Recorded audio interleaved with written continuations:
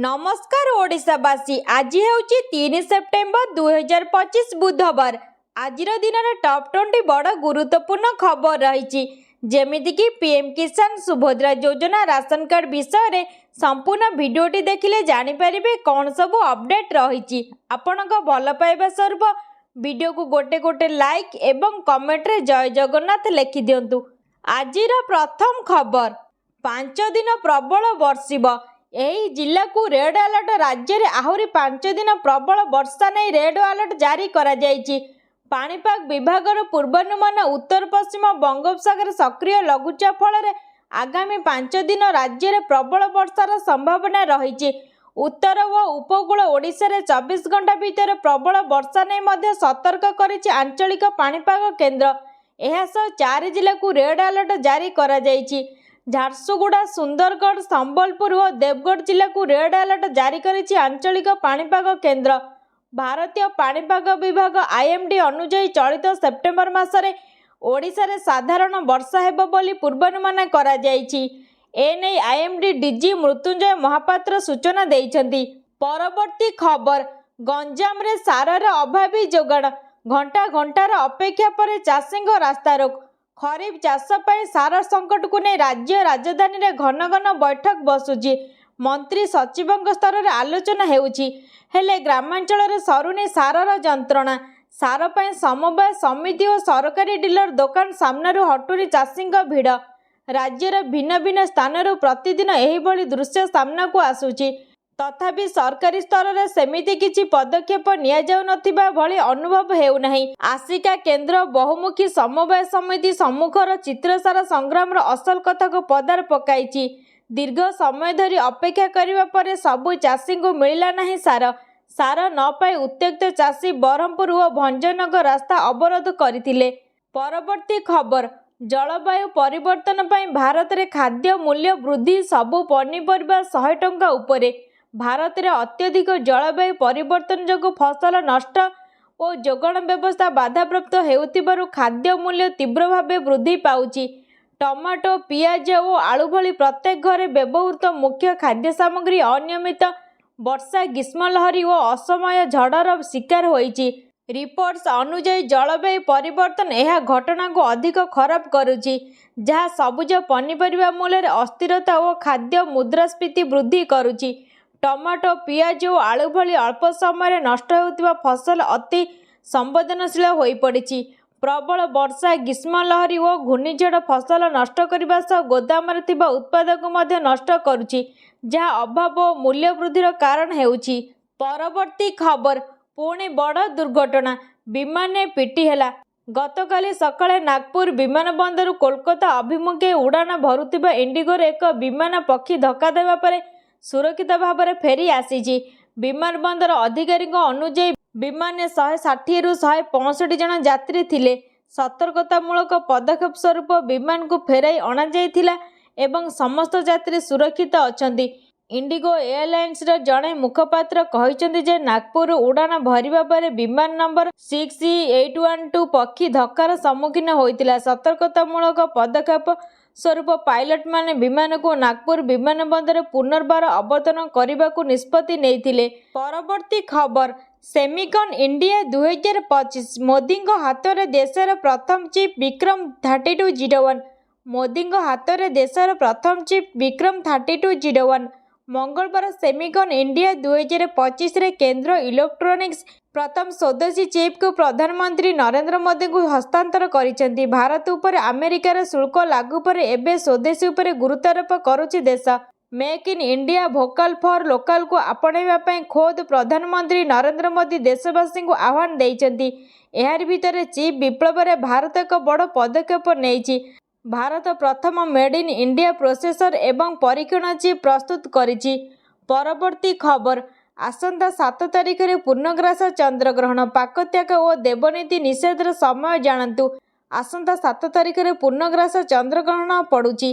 चलित वर्ष सेप्टेम्बर 7 तारिख रविवार भाद्रव पूर्णिमा भारत में सबुठु विरल पूर्णग्रास चंद्रग्रहण दृश्यमान हेब।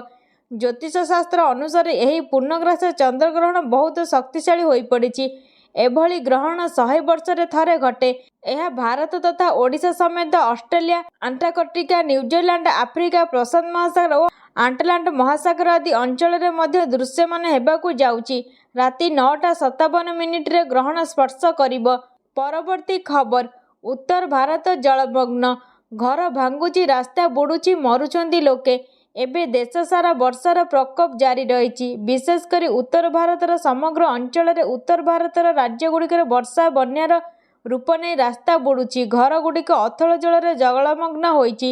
ଲୋକେ ନାହିଁ ନଥିବା ଅସୁବିଧାର ସମ୍ମୁଖୀନ ହେଉଛନ୍ତି। କେବଳ ସେତିକି ନୁହେଁ, ଉତ୍ତରାଖଣ୍ଡର ଅନେକ ଲୋକ ମୃତ୍ୟୁବରଣ କରିଛନ୍ତି ଏବଂ ଅନେକ ନିଖୋଜ ଅଛନ୍ତି। ଗତ କିଛିଦିନ ବାଦଲ ଫଟା ମେଘ ହୋଇ ତାହା କ୍ରମାଗତ ବନ୍ୟାର ରୂପ ନେଇଛି। ଏହାରି ଭିତରେ ପଞ୍ଜାବରେ ପ୍ରାୟ 29 ଜଣଙ୍କର ମୃତ୍ୟୁ ହୋଇସାରିଲାଣି। ହଜାର ହଜାର ଲୋକ ବାସଚ୍ୟୁତ ହୋଇଛନ୍ତି। ପରବର୍ତ୍ତୀ ଖବର। ପୂଜା ପୂର୍ବରୁ କର୍ମଚାରୀଙ୍କ ଦରମା ବୃଦ୍ଧି କଲା ଆଇଟି କମ୍ପାନୀ ଟିସିଏସ୍। ଟିସିଏସ୍ ଅଧିକାଂଶ କର୍ମଚାରୀଙ୍କ ଦରମା 4.5ରୁ 7% ବୃଦ୍ଧି କରିଛି। ସେହିପରି ଭଲ କାମ କରିଥିବା କର୍ମଚାରୀଙ୍କ ଦରମା 10%ରୁ ବୃଦ୍ଧି କରାଯାଇଛି। ଦେଶର ସର୍ବବୃହତ IT company Tata consultancy service TCS ତାର କର୍ମଚାରୀମାନଙ୍କୁ ପୂଜା ପୂର୍ବରୁ ଦେଇଛି ଖୁସି ଖବର। କମ୍ପାନୀ ସେପ୍ଟେମ୍ବର 1ରୁ କର୍ମଚାରୀମାନଙ୍କୁ ଇନକ୍ରିମେଣ୍ଟ ଚିଠି ପଠାଇବା ଆରମ୍ଭ କରିଛି। କମ୍ପାନୀ ଅଧିକାଂଶ କର୍ମଚାରୀଙ୍କ ଦରମା 4.5ରୁ 7% ବୃଦ୍ଧି କରିଛି। ସେହିପରି କାର୍ଯ୍ୟରେ ଭଲ ପ୍ରଦର୍ଶନ କରିଥିବା କର୍ମଚାରୀଙ୍କୁ 10% ଇନକ୍ରିମେଣ୍ଟ ଦିଆଯାଇଛି। କର୍ମଚାରୀମାନେ ଦୀର୍ଘ ସମୟ ଧରି ଇନକ୍ରିମେଣ୍ଟ ପାଇଁ ଅପେକ୍ଷା କରିଥିଲେ, ଯାହାକୁ କମ୍ପାନୀ ପୂରଣ କରିଛି। ପରବର୍ତ୍ତୀ ଖବର। ହଜି ଯାଇଛି କି ଆପଣଙ୍କ ପ୍ୟାନ୍ କାର୍ଡ? ମାତ୍ର 50 ଟଙ୍କା ଦେଇ ପାଆନ୍ତୁ ନୂଆ କାର୍ଡ। ପ୍ୟାନ୍ କାର୍ଡ ଏକ ଅତ୍ୟନ୍ତ ଗୁରୁତ୍ୱପୂର୍ଣ୍ଣ ଡକୁମେଣ୍ଟ ହୋଇଛି। ପ୍ୟାନ୍ କାର୍ଡ ବିନା ବ୍ୟାଙ୍କିଂ, ଟ୍ୟାକ୍ସ ରିଟର୍ଣ୍ଣ ଏବଂ ଅନେକ ଆର୍ଥିକ ପ୍ରକ୍ରିୟା ହୋଇପାରିବ ନାହିଁ। କିନ୍ତୁ ପ୍ରାୟତଃ ଲୋକମାନେ ଏହି ସମସ୍ୟାର ସମ୍ମୁଖୀନ ହୁଅନ୍ତି ଯେ ସେମାନଙ୍କର ପ୍ୟାନ୍ କାର୍ଡ ଚୋରି ହୋଇଯାଏ କିମ୍ବା କୌଣସି ସ୍ଥାନରେ ହଜିଯାଏ। ଏପରି ପରିସ୍ଥିତିରେ ଲୋକମାନେ କ'ଣ କରିବେ ଏବଂ କିପରି ଏକ ନୂତନ ପ୍ୟାନ୍ କାର୍ଡ ପାଇବେ, ସେ ବିଷୟରେ ସବୁଠାରୁ ଅଧିକ ଚିନ୍ତିତ ହୋଇଯାଆନ୍ତି। ଭଲ କଥା ହେଉଛି, ଏହି ପରିସ୍ଥିତିରେ ଆପଣ ସହଜରେ ଏକ ଡୁପ୍ଲିକେଟ୍ ପ୍ୟାନ୍ କାର୍ଡ ତିଆରି କରିପାରିବେ। ପରବର୍ତ୍ତୀ ଖବର। ଯାତ୍ରୀଙ୍କ ପାଇଁ ଖୁସି ଖବର। ଷ୍ଟେସନରେ ଡିସ୍କାଉଣ୍ଟରେ ମିଳିବ। ଆସୁଛି ପାର୍ବଣ। ଯଦି ଆପଣ ଆଗାମୀ ପର୍ବପର୍ବାଣୀରେ ବାହାରକୁ ଯିବାକୁ କିମ୍ବା ଘରକୁ ଯିବାକୁ ଯୋଜନା କରୁଛନ୍ତି, ତେବେ ଭାରତୀୟ ରେଳବାଇ ପକ୍ଷରୁ ଏକ ବଡ଼ ଖବର ଆସିଛି। ଭାରତୀୟ ରେଳବାଇ ଏହାର ଯାତ୍ରୀମାନଙ୍କ ପାଇଁ ଏକ ସ୍ୱତନ୍ତ୍ର ଅଫର ଆରମ୍ଭ କରିଛି, ଯେଉଁଥିରେ ଯଦି ଆପଣ ଉଭୟ ପଥ ପାଇଁ ଏକାଠି ଟିକେଟ ବୁକ୍ କରନ୍ତି, ତେବେ ଆପଣଙ୍କୁ ସିଧାସଳଖ 20% ରିହାତି ମିଳିବ। ଏହି ଯୋଜନାର ଲାଭ ଉଠାଇବା ପାଇଁ ରେଳବାଇ ଏକ ନୂତନ ମୋବାଇଲ ଆପ୍ ମଧ୍ୟ ଲଞ୍ଚ କରିଛି, ଯାହାର ନାମ ରେଲୱାନ୍। ଯଦି ଆପଣ ଚାହାନ୍ତି, ତେବେ ଆପଣ ରେଳ ଷ୍ଟେସନକୁ ଯାଇ ଆକାଉଣ୍ଟରୁ ଏହି ଟିକେଟ ବୁକ୍ କରିପାରିବେ। ପରବର୍ତ୍ତୀ ଖବର। ସୁପ୍ରିମକୋର୍ଟଙ୍କ ଟିଇଟି ରାୟର ତର୍ଜମା କରିବେ ସରକାର। ସୁପ୍ରିମକୋର୍ଟଙ୍କ ଟିଇଟି ରାୟର ତର୍ଜମା କରିବେ ରାଜ୍ୟ ସରକାର। ଶିକ୍ଷକଙ୍କ ସ୍ୱାର୍ଥକୁ ଦେବେ ଗୁରୁତ୍ୱ। ଚାକିରି ପାଇଁ ଟିଇଟି ବାଧ୍ୟତାମୂଳକ ପ୍ରସଙ୍ଗରେ ପ୍ରତିକ୍ରିୟା ରଖି ଏଭଳି କହିଛନ୍ତି ଗଣଶିକ୍ଷା ମନ୍ତ୍ରୀ ନିତ୍ୟାନନ୍ଦ ଗଣ୍ଡ। ମନ୍ତ୍ରୀ କହିଛନ୍ତି, ଶିକ୍ଷକଙ୍କ ସ୍ୱାର୍ଥ ବି ଦେଖିବାର ଆବଶ୍ୟକତା ରହିଛି। ସବୁ ଦିଗକୁ ବିଚାର କରିବା ସହ ଶିକ୍ଷକଙ୍କ ସ୍ୱାର୍ଥକୁ ସର୍ବାଧିକ ଗୁରୁତ୍ୱ ଦିଆଯିବ। ସୁପ୍ରିମକୋର୍ଟ ବିଚାରପତି ଜଷ୍ଟିସ ଦୀପଙ୍କର ଦତ୍ତ ଓ ଜଷ୍ଟିସ ମନମୋହନ ଖଣ୍ଡପୀଠ ଏହି ପ୍ରସଙ୍ଗରେ ଗୁରୁତ୍ୱପୂର୍ଣ୍ଣ ରାୟ ଶୁଣାଇଛନ୍ତି, ଯେଉଁଥିରେ ସ୍ପଷ୍ଟ ଉଲ୍ଲେଖ ରହିଛି ଯେ ଚାକିରିରେ ଥିବା ଶିକ୍ଷକମାନଙ୍କୁ 2 ବର୍ଷରେ ଟିଇଟି ପାସ୍ କରିବାକୁ ପଡ଼ିବ, ନଚେତ୍ ସେମାନଙ୍କର ଚାକିରି ଯିବାର ସମ୍ଭାବନା ରହିଛି। ପରବର୍ତ୍ତୀ ଖବର। ଖୋଲା ଆକାଶ ତଳେ ଦେଶର ଭବିଷ୍ୟତ। 20 ବର୍ଷ ଧରି ଗଛ ତଳେ ପାଠ ପଢୁଛନ୍ତି ପିଲା। ଦେଶର ଶିକ୍ଷା ବ୍ୟବସ୍ଥାକୁ ଉନ୍ନତ କରିବା ପାଇଁ ସରକାରଙ୍କ ଦ୍ୱାରା ଅନେକ ଯୋଜନା ଚାଲିଛି, କିନ୍ତୁ ଦେଶରେ କିଛି ସ୍କୁଲ ଏବେ ବି ଅଛି ଯେଉଁଠାରେ ପିଲାମାନଙ୍କ ପାଇଁ ଛାତ ନାହିଁ। ଖୋଲା ଆକାଶ ତଳେ ସ୍କୁଲ ଚାଲିଛି। ଶହ ଶହ ଛାତ୍ରଛାତ୍ରୀଙ୍କୁ ଧରି ଗଛ ତଳେ ପାଠ ପଢ଼ାଉଛନ୍ତି ଶିକ୍ଷକ। ବିଦ୍ୟାଳୟଟିଏ ହେଉଛି ବିହାରର। 2006 ମସିହାରେ ଆରମ୍ଭ ହୋଇଥିଲା ଏହି ସ୍କୁଲ, କିନ୍ତୁ ଏଠାରେ ପଢୁଥିବା ଛାତ୍ରଛାତ୍ରୀମାନେ ଏବେ ବି ସ୍କୁଲ କୋଠା ପାଇଁ ଅପେକ୍ଷା କରିଛନ୍ତି। ଆଜି ବି ପିଲାମାନଙ୍କୁ ଖୋଲା ଆକାଶ ତଳେ ପାଠ ପଢ଼ାଯାଏ। ବିହାରର ଶିକ୍ଷା ବ୍ୟବସ୍ଥାର ଏହା ଏକ ଦୁଃଖଦ ଖବର, ଯେଉଁଠାରେ 184 ଜଣ ଛାତ୍ରଛାତ୍ରୀ ଏବଂ ସେମାନଙ୍କ ଶିକ୍ଷକମାନେ ଗତ 20 ବର୍ଷ ଧରି ଖୋଲା ଆକାଶ ତଳେ ପାଠ ପଢ଼ିବାକୁ ବାଧ୍ୟ ହେଉଛନ୍ତି। ପରବର୍ତ୍ତୀ ଖବର। ଓଡ଼ିଆ ସିନେପ୍ରେମୀଙ୍କ ପାଇଁ ଖୁସି ଖବର। ଏତିକି ଟଙ୍କାରେ ଦେଖିପାରିବେ ଡେଲିଭରି ବୟ 2। ଗଣେଶ ପୂଜା ଅଗଷ୍ଟ 27ରେ ରିଲିଜ୍ ହୋଇଛି ଡେଲିଭରି ବୟ 2। ବର୍ତ୍ତମାନ ଫିଲ୍ମ ରିଲିଜକୁ 5 ଦିନ ବିତିଥିବା ବେଳେ ଏହାକୁ ଲୋକେ ପସନ୍ଦ କରୁଛନ୍ତି ଏବଂ ଥିଏଟର ମୁହାଁ ହେଉଛନ୍ତି। ଏହି ଅବସରରେ ନିର୍ମାତା ଓଡ଼ିଆ ସିନେପ୍ରେମୀଙ୍କ ଉତ୍ସାହ ଦେଖି ଫିଲ୍ମର ଟିକେଟ ମୂଲ୍ୟ ହ୍ରାସ କରିଛନ୍ତି। ସୋସିଆଲ ମିଡିଆରେ ଏନେଇ ସୂଚନା ଦେଇଛନ୍ତି ନିର୍ମାତା। ନିର୍ମାତା ଫିଲ୍ମର ଏକ ପୋଷ୍ଟର ଇନଷ୍ଟାଗ୍ରାମରେ ସେୟାର କରି ଲେଖିଛନ୍ତି, ବଡ଼ ସ୍କ୍ରିନ୍ ରୋମାଞ୍ଚ ପକେଟ୍ ଅନୁକୂଳ ଡିଲ୍।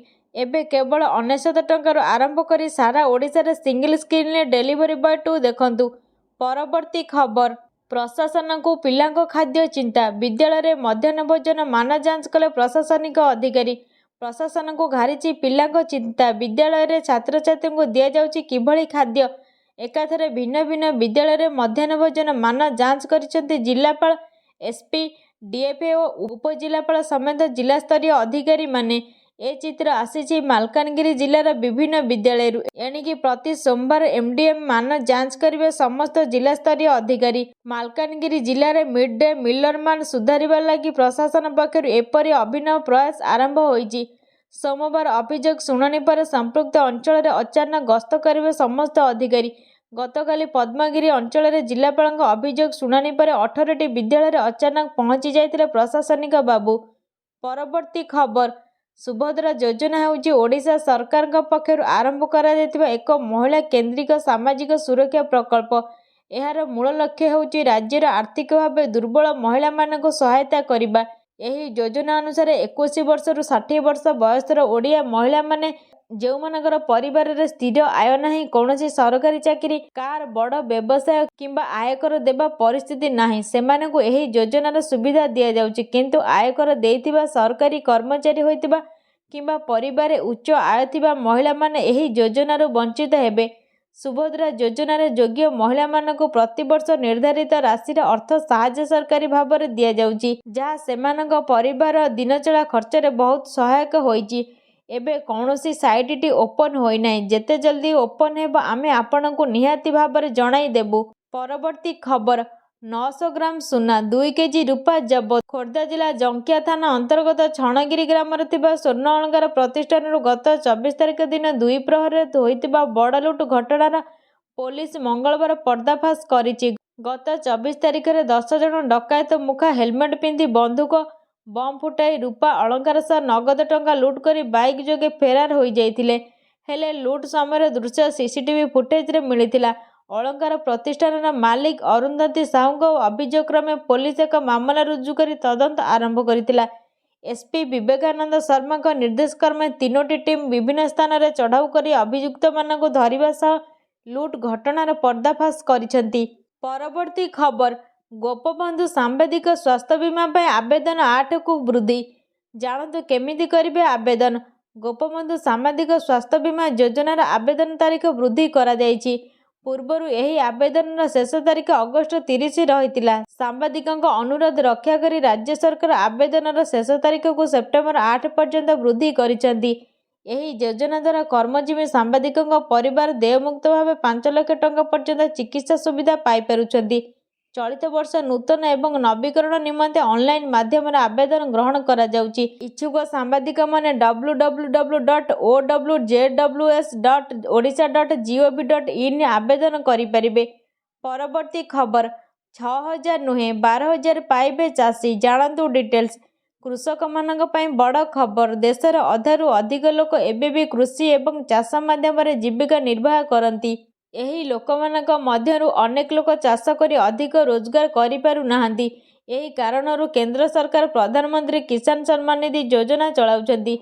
ତେବେ ମଧ୍ୟପ୍ରଦେଶ ସରକାର ପ୍ରଧାନମନ୍ତ୍ରୀ କିଷାନ ସମ୍ମାନ ନିଧି ଯୋଜନା ବାର୍ଷିକ 6,000 ଟଙ୍କା ସହିତ ଅତିରିକ୍ତ ଭାବେ ମୁଖ୍ୟମନ୍ତ୍ରୀ କିଷାନ କଲ୍ୟାଣ ଯୋଜନା ଅନ୍ତର୍ଗତ ଆଉ 6,000 ଟଙ୍କା ପ୍ରଦାନ କରୁଛନ୍ତି, ଯାହାଦ୍ୱାରା ରାଜ୍ୟରେ ଚାଷୀମାନେ ବାର୍ଷିକ ମୋଟ 12,000 ଟଙ୍କା ଲାଭ ପାଉଛନ୍ତି। ଯାହା ପାଇଁ ଚାଷୀଙ୍କୁ ମଧ୍ୟପ୍ରଦେଶର ସ୍ଥାୟୀ ବାସିନ୍ଦା, ପିଏମ୍ କିଷାନରେ ପଞ୍ଜୀକୃତ ଏବଂ ନିଜସ୍ୱ କୃଷି ଜମି ମାଲିକାନା ଆବଶ୍ୟକ। କିନ୍ତୁ ଆୟକରଦାତା, ସରକାରୀ କର୍ମଚାରୀ ଓ ଉଚ୍ଚ ପେନ୍ସନଧାରୀମାନେ ଏହାର ଯୋଗ୍ୟ ନୁହନ୍ତି। ଏବଂ ଓଡ଼ିଶାରେ ମଧ୍ୟ 6,000ରୁ 12,000 ରାଶିକୁ ବୃଦ୍ଧି କରିବାର ଆଶଙ୍କା ଅଛି। ଏହା ନେଇ ସୂଚନା ରହିଛି। ପରବର୍ତ୍ତୀ ଖବର, ବଢ଼ିଛି ବଜେଟ୍ ଖର୍ଚ୍ଚ, କମିଛି ଆୟ। 5 ବର୍ଷରେ 2 ଗୁଣ ବଢ଼ିଛି ଏସ୍ଜି/ଏସ୍ଟି। ରାଜ୍ୟରେ ଭାଜପା ସରକାର 2024 ଜୁନରେ କ୍ଷମତାକୁ ଆସିବା ପରେ ବିଭିନ୍ନ ସରକାରୀ ଯୋଜନା କାର୍ଯ୍ୟକାରୀ କରିବା ଓ ଭିତ୍ତିଭୂମି ସୁଦୃଢ଼ କ୍ଷେତ୍ରରେ ଟଙ୍କା ଖର୍ଚ୍ଚ ହୋଇପାରୁନାହିଁ ବୋଲି ଯେଉଁ କୁହାଯାଉଥିଲା, ତାହା ବାସ୍ତବରେ ସତ୍ୟ ନୁହେଁ। ପୂର୍ବର ବିଜେଡି ସରକାରଙ୍କ ତୁଳନାରେ ରାଜ୍ୟ ସରକାରଙ୍କ ଗତ ଆର୍ଥିକ ବର୍ଷର ଖର୍ଚ୍ଚ ବଢ଼ିଛି। 2023-24 ଆର୍ଥିକ ବର୍ଷ ତୁଳନାରେ 2024-25ରେ 3% ଖର୍ଚ୍ଚ ଅଧିକ ହୋଇଛି। ହେଲେ ଏହି ଅବଧି ମଧ୍ୟରେ ରାଜ୍ୟ ରାଜକୋଷକୁ ଯେତିକି ପରିମାଣର ରାଜସ୍ୱ ମିଳିବା କଥା ତାହା ମିଳିନାହିଁ। 7% ରାଜସ୍ୱ କମ୍ ମିଳିଛି ବୋଲି ନିକଟରେ ପ୍ରମୁଖ ମହାଲେଖାକାର ଶୁଭା ଆରଙ୍କ ଏକ୍ଜିଟ୍ କନଫରେନ୍ସରୁ ଜଣାଯାଇଛି। ପରବର୍ତ୍ତୀ ଖବର, ଓଡ଼ିଶାରେ କାର୍ଯ୍ୟକାରୀ ହେବ କ୍ୱାଡ୍ ସିଟି ଯୋଜନା। ରାଜ୍ୟର ପ୍ରମୁଖ ସହରଗୁଡ଼ିକୁ ଅର୍ଥନୈତିକ ଅଭିବୃଦ୍ଧି ସହ ବିଶ୍ୱ ପ୍ରତିଯୋଗିତାର ଏକ ଶକ୍ତିଶାଳୀ ଇଞ୍ଜିନରେ ପରିଣତ କରିବା ପାଇଁ ରାଜ୍ୟ ସରକାରଙ୍କ ପକ୍ଷରୁ କ୍ୱାଡ୍ ସିଟି ଯୋଜନା ଆରମ୍ଭ ହୋଇଛି। ଏହି ପଦକ୍ଷେପର ଏକ ଅଂଶ ଭାବରେ ରାଜ୍ୟର ଜିଡିପିରେ ଗୁରୁତ୍ୱପୂର୍ଣ୍ଣ ଅବଦାନ ରଖୁଥିବା ସହରଗୁଡ଼ିକୁ କ୍ଲଷ୍ଟର କରି ସମନ୍ୱିତ ଅର୍ଥନୈତିକ କ୍ଷେତ୍ର ସୃଷ୍ଟି କରିବାକୁ ଯୋଜନା ରହିଛି। ପ୍ରଥମ ଅର୍ଥନୈତିକ କ୍ଷେତ୍ର ଭୁବନେଶ୍ୱର, ପୁରୀ, କଟକ ଏବଂ ପାରାଦୀପକୁ ସଂଯୋଗ କରିବ। ସେହିପରି ସୁନାବେଢ଼ା, କୋରାପୁଟ, ବରଗଡ଼ ଏବଂ ସମ୍ବଲପୁରକୁ ସଂଯୋଗ କରି ଆଉ ଏକ ଅର୍ଥନୈତିକ କ୍ଷେତ୍ର ବିକଶିତ କରାଯିବ। ଏହି ଦୃଷ୍ଟିକୋଣରୁ ପୂରଣ କରି ସମୃଦ୍ଧ ସହର ପ୍ରୟାସ ଆରମ୍ଭ କରାଯାଇଛି। ପରବର୍ତ୍ତୀ ଖବର, ଲଟେରୀ ଜରିଆରେ ହେବ ବରମୁଣ୍ଡା ଦୋକାନ ବଣ୍ଟନ। BDA vice chairman doctor N Tirumala Nayak ସୋମବାର ଏକ ବଡ଼ ଘୋଷଣା କରିଛନ୍ତି।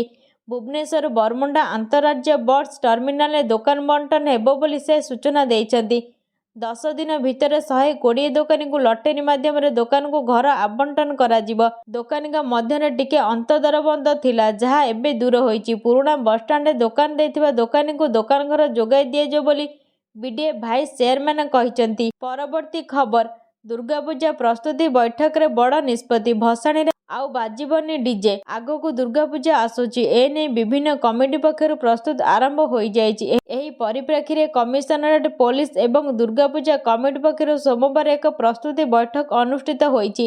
ବୈଠକରେ ଏକ ବଡ଼ ନିଷ୍ପତ୍ତି ନିଆଯାଇଛି ଯେ ନିଷ୍ପତ୍ତି ଅନୁଯାୟୀ ଭୁବନେଶ୍ୱର ଦୁର୍ଗାପୂଜା ଭସାଣୀରେ ଡିଜେ ବାଜିବ ନାହିଁ ବୋଲି ସ୍ଥିର କରାଯାଇଛି। ଏପରିକି ଭସାଣୀରେ ଲେଜର ଲାଇଟ୍ ଏବଂ ବାଣ ଫୁଟାଇବାକୁ ମଧ୍ୟ ବାରଣ କରାଯାଇଛି। କେବଳ ପାରମ୍ପରିକ ବାଜାରେ ମା'ଙ୍କ ଭସାଣୀ ଶୋଭାଯାତ୍ରା ହେବ ବୋଲି ବୈଠକରେ କୁହାଯାଉଛି। ପରବର୍ତ୍ତୀ ଖବର, ଓଡ଼ିଶା ସରକାରଙ୍କ ଗୁରୁତ୍ୱପୂର୍ଣ୍ଣ ସମାଜସେବୀ ପ୍ରୟାସ। ମଧୁବାବୁ ପେନ୍ସନ୍ ଯୋଜନା ବୃଦ୍ଧ, ବିଧବା, ନିରାଶ୍ରିତା ଓ ଅସମର୍ଥଙ୍କ ପାଇଁ ଏକ ଜୀବନର ସାହାରା ଭଳି। ବର୍ତ୍ତମାନ ଏହି ଯୋଜନାରେ ପ୍ରତିମାସ 1000ରୁ 1200 ଟଙ୍କା ପର୍ଯ୍ୟନ୍ତ ପେନ୍ସନ୍ ଦିଆଯାଉଛି। କିନ୍ତୁ ପେନ୍ସନ୍ଭୋଗୀମାନେ ଓ ସମାଜସେବୀମାନେ ସଂଗଠନମାନେ ଦୀର୍ଘଦିନ ଧରି ଦାବି କରୁଛନ୍ତି ଯେ ଏହି ରାଶିକୁ କମ୍ରେ କମ୍ 3000 ଟଙ୍କା କରାଯାଉ। ନିର୍ବାଚନ ପୂର୍ବରୁ ସରକାର ଏହାକୁ ବଢ଼ାଇବା ପାଇଁ ଆଶ୍ୱାସନା ଦେଇଥିଲେ, କିନ୍ତୁ ଏପର୍ଯ୍ୟନ୍ତ କୌଣସି ସ୍ପଷ୍ଟ ଘୋଷଣା ହୋଇନାହିଁ। ଆଜିର ପରିସ୍ଥିତିରେ ବଢ଼ିଥିବା ଜୀବନଯାପନ ଖର୍ଚ୍ଚ ଦୃଷ୍ଟିରେ 1000 ଟଙ୍କା ପେନ୍ସନ୍ରେ ଜୀବିକା ଚଳାଇବା ଅତ୍ୟନ୍ତ କଷ୍ଟକର ବୋଲି ସେମାନେ ଅଭିଯୋଗ କରୁଛନ୍ତି। ପରବର୍ତ୍ତୀ ଖବର, ଶେଷ ହେଲା ଭୋଟର ଅଧିକାର ଯାତ୍ରା। ହାଇଡ୍ରୋଜେନ ବୋମା ପକାଇବେ ରାହୁଲ। କଂଗ୍ରେସ ଦଳର 14 ଦିନିଆ ଭୋଟର ଅଧିକାର ଯାତ୍ରା ଆଜି ବିହାର ରାଜଧାନୀ ପାଟନାରେ ଶେଷ ହୋଇଛି। ଭୋଟର ଅଧିକାରୀ ଯାତ୍ରାର ଉଦ୍ଯାପନୀ କାର୍ଯ୍ୟକ୍ରମରେ ଯୋଗଦେଇ ରାହୁଲ ବିଜେପି ନେତୃତ୍ୱାଧୀନ ସରକାର ଏବଂ ପ୍ରଧାନମନ୍ତ୍ରୀ ନରେନ୍ଦ୍ର ମୋଦିଙ୍କୁ ଟାର୍ଗେଟ କରିଛନ୍ତି। ରାହୁଲ କହିଛନ୍ତି ଭୋଟର ତାଲିକା ହେରଫେର ସଂକ୍ରାନ୍ତରେ ତାଙ୍କ ଦଳ ଖୁବ୍ ଶୀଘ୍ର ଏକ ହାଇଡ୍ରୋଜେନ ବୋମା ପକାଇବ। ଏହି ଭୋଟ ଚୋରି ହାଇଡ୍ରୋଜେନ ବୋମା ପଡ଼ିଲେ ପ୍ରଧାନମନ୍ତ୍ରୀ ନରେନ୍ଦ୍ର ମୋଦି ଲୋକମାନଙ୍କୁ ତାଙ୍କ ମୁହଁ ଦେଖାଇ ପାରିବେନି। ରାହୁଲ କହିଛନ୍ତି ବିଜେପି ଲୋକମାନଙ୍କୁ ମୁଁ ଏକା କହିବାକୁ ଚାହୁଁଛି ଯେ ଆପଣମାନେ ପରମାଣୁ ବୋମାଠାରୁ ଆଉ କିଛି ବଡ଼ ଶୁଣିଛନ୍ତି କି? ଏହା ହେଉଛି ହାଇଡ୍ରୋଜେନ ବୋମା। ପରବର୍ତ୍ତୀ ଖବର, ଜିଏସଟିରେ ହ୍ରାସ ଆଶା। ଶସ୍ତା ହୋଇପାରେ କାର୍, ଟିଭି, ସାମ୍ପୁ ସାମଗ୍ରୀ ଓ ସେବା ଟିକସ। ଜିଏସଟିରେ ହ୍ରାସ ଯୋଜନା ରହିଛି। ପ୍ରାୟ 175ଟି ଜିନିଷ ଉପରୁ ଟିକସ 10% କମ୍ ହେବା ଆଶଙ୍କା କରାଯାଉଛି। ସେହି ଜିନିଷଗୁଡ଼ିକ ମଧ୍ୟରେ TV, shampoo, hybrid car, consumer electronics ଆଦି ରହିଛି। ଜିଏସଟି କମିଲେ ଏହି ଜିନିଷଗୁଡ଼ିକ ଶସ୍ତା ହେବା ନେଇ ଆଶଙ୍କା କରାଯାଉଛି। ଜିଏସଟି ହ୍ରାସ ସମ୍ପର୍କରେ ନିଷ୍ପତ୍ତି ନେବା ଲାଗି ଚଳିତ ମାସ 3ରୁ 4ରେ ଅର୍ଥମନ୍ତ୍ରୀ ନିର୍ମଳା ସୀତାରମଣଙ୍କ ଅଧ୍ୟକ୍ଷତାରେ ଜିଏସଟି ପରିଷଦର ବୈଠକ ଅନୁଷ୍ଠିତ ହେବ। ଏହା ନେଇ ସୂଚନା ରହିଛି। ପରବର୍ତ୍ତୀ ଖବର, ଦୋହଲିଲା ଆଫଗାନିସ୍ତାନ। 800ରୁ ଅଧିକ ଜୀବନ ଗଲା, 2800 ଆହତ। ତୀବ୍ରତା ଥିଲା 6.0। ପୂର୍ବ ଆଫଗାନିସ୍ତାନରେ ଶକ୍ତିଶାଳୀ ଭୂମିକମ୍ପ ଆତଙ୍କ ଖେଳାଇ ଦେଇଛି। ରବିବାର ରାତି 11:47ରେ ହୋଇଥିବା ଭୂକମ୍ପରେ 800ରୁ ଅଧିକ ଲୋକଙ୍କ ମୃତ୍ୟୁ ହୋଇଛି। ପ୍ରାୟ 2800 ଲୋକ ଆହତ ହୋଇଛନ୍ତି। NCS national centre for seismology ଅନୁଯାୟୀ ଭୂକମ୍ପର ତୀବ୍ରତା ରିକ୍ଟର ସ୍କେଲରେ 6.0 ରହିଛି। ପ୍ରଭାବିତ ଅଞ୍ଚଳଗୁଡ଼ିକରେ ଉଦ୍ଧାର କାର୍ଯ୍ୟ ଜାରି ରହିଛି। ଭୂକମ୍ପର କେନ୍ଦ୍ରସ୍ଥଳ 8ରୁ 10 କିଲୋମିଟର ଗଭୀରତାରେ ଥିବା ଜଣାପଡ଼ିଛି। ଭୂକମ୍ପ ଝଟକା ଆଫଗାନିସ୍ତାନର ବିଶାଳ ଅଞ୍ଚଳ ସମେତ ପାକିସ୍ତାନ ଏବଂ ଉତ୍ତର ଭାରତ ଯାଏ ବ୍ୟାପିଥିଲା। ଦିଲ୍ଲୀ ଏନସିଆର ଏବଂ ଅନ୍ୟ ସହରଗୁଡ଼ିକରେ ମଧ୍ୟ ଭୂକମ୍ପ ଝଟକା ଅନୁଭୂତ ହୋଇଛି। ପରବର୍ତ୍ତୀ ଖବର, ଟ୍ରମ୍ପଙ୍କୁ ଜର୍ମାନୀ ଦେଖାଇଲା ଆଇନା, କହିଲା ଭାରତ ସହ ବନ୍ଧୁତ୍ୱ ଆହୁରି ମଜବୁତ ହେବ। ଆମେରିକା ରାଷ୍ଟ୍ରପତି ଡୋନାଲ୍ଡ ଟ୍ରମ୍ପଙ୍କ ଶୁଳ୍କ ଯୁଦ୍ଧ ସମଗ୍ର ବିଶ୍ୱର ଭୂ ରାଜନୀତିକୁ ବଦଳାଇ ଦେଇଛି। ଶୁଳ୍କ ବିରୋଧରେ ପ୍ରତିବାଦରେ ନୂତନ ମେଣ୍ଟ ଗଠନ ହେବା ଆରମ୍ଭ କରିଛି। ପୁରୁଣା ମେଣ୍ଟ ଭାଙ୍ଗୁଛି, ପୁରୁଣା ତିକ୍ତତା ମିତ୍ରତା ପରିଣତ ହେଉଛି। ସାରା ବିଶ୍ୱର ବଡ଼ ବଡ଼ ଶକ୍ତି ଟ୍ରମ୍ପଙ୍କ ଟାରିଫ ମାଡ଼ ଉପରେ ସ୍ୱର ଉଠାଇବା ଆରମ୍ଭ କରିବା ସହ ଏକାଠି ହେଉଛନ୍ତି। ଟାରିଫ ୱାର କରି ନିଜ ପାଇଁ ବିପଦ ଡାକିଦେଲେ ଡୋନାଲ୍ଡ ଟ୍ରମ୍ପ ଏଭଳି ମନେ ହେଉଛି। ଏବେ ସବୁଠି ବଡ଼ କଥା, ଟ୍ରମ୍ପ ଦ୍ୱାରା ଭାରତ ଉପରେ ଲଗାଯାଇଥିବା 50% ଟାରିଫକୁ ବିରୋଧ କରୁଛି ସାରା ଦେଶ। ସମ୍ପୂର୍ଣ୍ଣ ଭିଡିଓଟିକୁ ଦେଖୁଥିବାରୁ ଧନ୍ୟବାଦ।